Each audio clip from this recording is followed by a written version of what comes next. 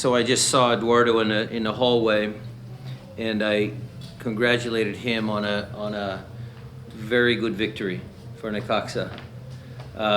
They needed to win. We all understood the mathematics, but he was able to get his team to understand they need to win and deliver in that performance. They could have gone down by 2. But they kept believing, and they kept going. And so credit to them for coming first in the group. And some of the things that we can learn, because I like this tournament, because I like playing against different opponents.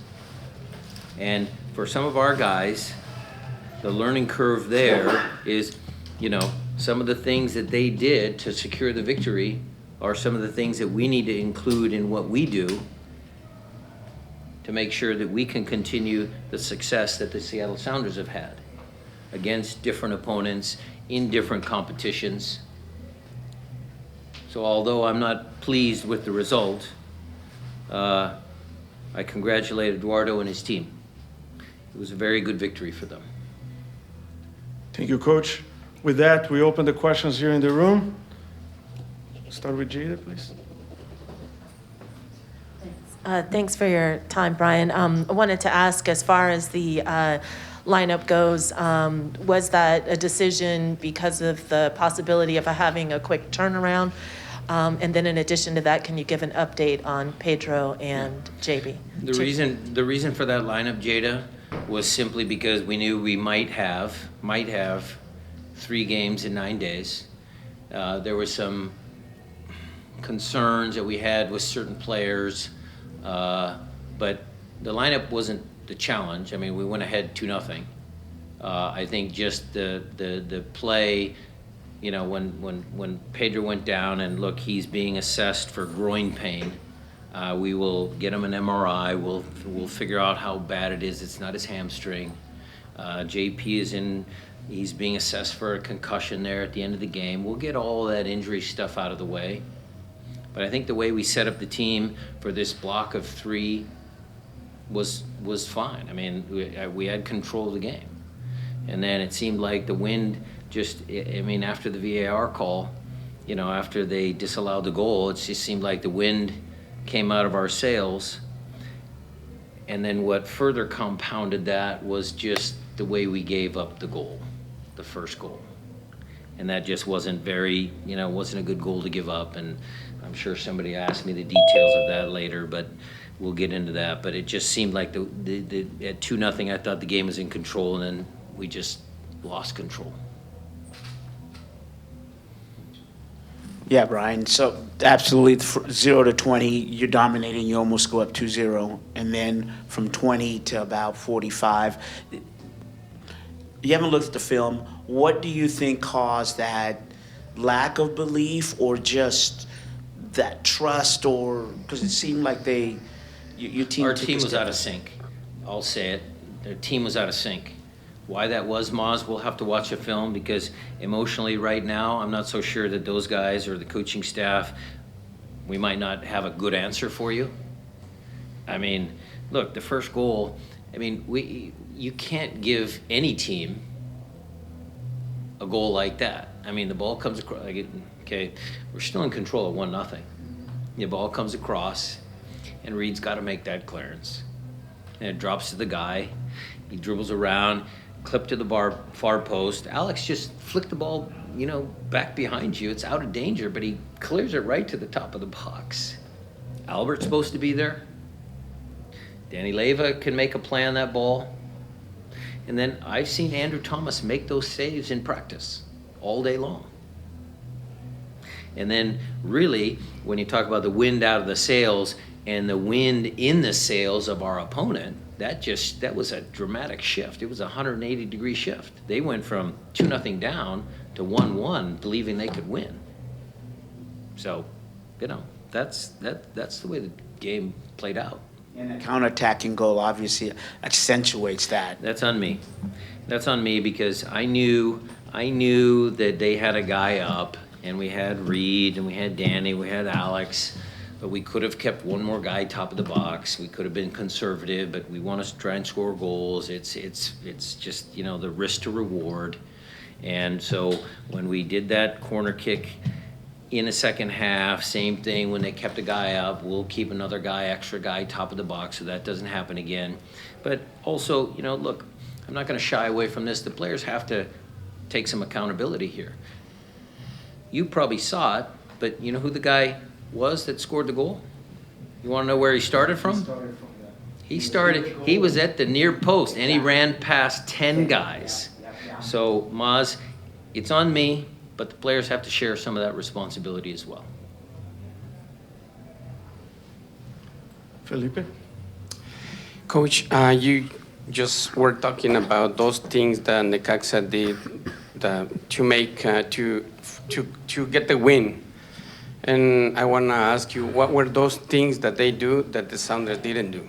So they played disciplined, they played together, they played with energy, they played smart when they got the lead at 2-1.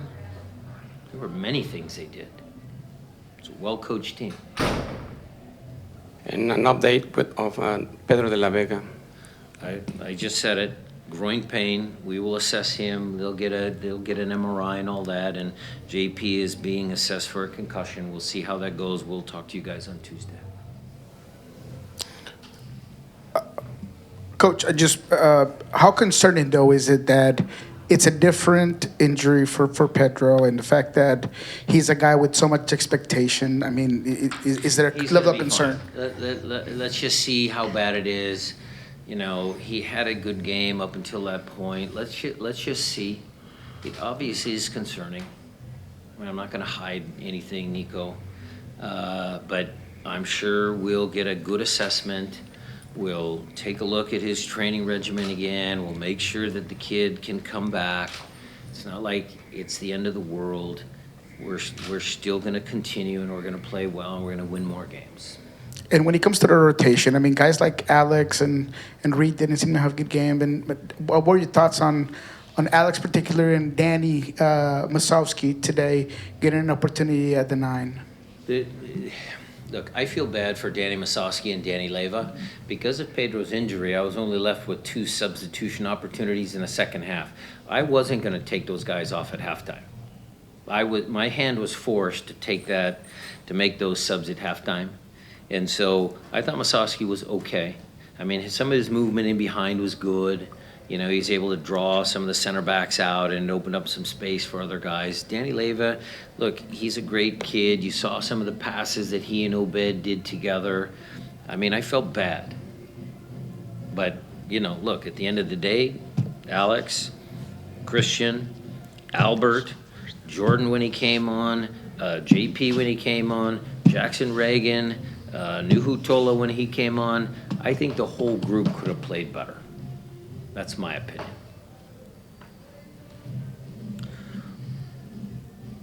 We'll have time for one question here in Zoom from Jeremy Peterman, and then one more here in the room. So first Zoom with Jeremy Peterman. Please take it away. Hi, Coach. I'm just more interested in what happened on the attacking end tonight. 71% possession, 8 shots, only 2 of them on target. Where do you think the team lacked in the final third? We lacked a lot in the final third, and the number one thing was the running in behind from different positions. Because, look, we have a good rotation on the right-hand side. Paul Rothrock did an okay job on the left, and Leo Chu when he came on there, Pedro or whatever. But in games like this, where your opponent is pretty clever, pretty well set up in their defending, you have to try and unbalance them somehow. And different runs from different positions. And we weren't able to make that happen.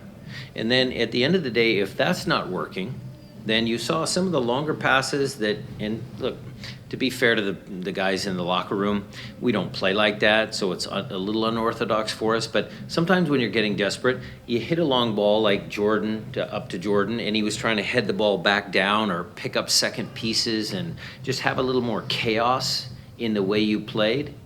We weren't able to manufacture anything there. So it certainly was something that we will look at on film and make sure if we can see and give the players some ideas to be more successful. We have one last question here in the room. Diego, please. Ok, buenas noches. Buenas noches. El entrenador del Necaxa mencionó hace unos instantes que se encontró con 3 goles. Vale decir, no esperaba este resultado. Haciendo un rápido balance, ¿a qué atribuye el resultado de esta noche? The Necaxa coach a few minutes ago, he said that they found 3 goals. So they were not really expecting necessarily this result. What do you think were the key reasons why this result came up? Well, I would again, if you go through the 3 goals, the first goal, I think we could have done better defensively. But their player had to make the shot and it had to go by Andrew. So credit to him. It was a toe poke like an indoor soccer game back in the day. The second one was effort. I mean, they were defending a corner kick. And when the ball got cleared out, the effort of their team to go forward in that transition moment was very good. So he found a goal there. And then the third goal, I mean, it was a throw-in. They're trying to kill the game. They throw the ball down. Christian heads the ball bounces. Obed Vargas is actually the one that touches the ball to the middle of the field. And then Jackson Reagan and Nuhu Tolo aren't ready for that play when Nuhu touches the ball to their player in front of our goal. So they found another goal there. And that's sometimes the way the game goes.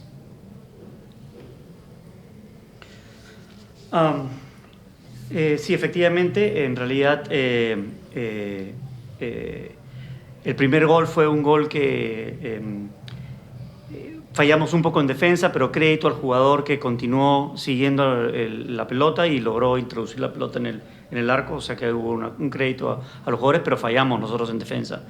En el segundo es crédito al esfuerzo del equipo de Necaxa porque fue una recuperada de balón en su propia línea y luego un contragolpe sumamente rápido y el esfuerzo de los jugadores que pusieron lograron conseguir eso en transición. Fue también un gol que está validado por el esfuerzo que tomaron. Y en el tercer gol, bueno, pues fue un lateral que Cristian cabecea, la bola rebota, no llegaron un par de jugadores de nuestras defensas y al final el gol terminó entrando. Entonces sí, efectivamente son 3 goles que se encuentran, pero al final es eso lo que hace que un partido se gane.